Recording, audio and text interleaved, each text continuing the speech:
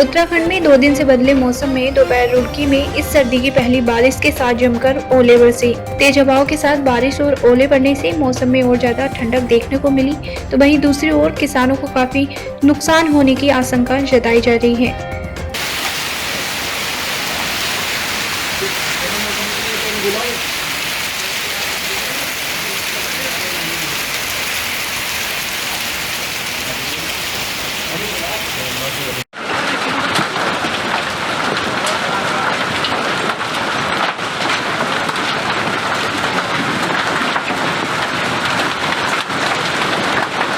रुड़की से अर्जुन धारीवाल की रिपोर्ट।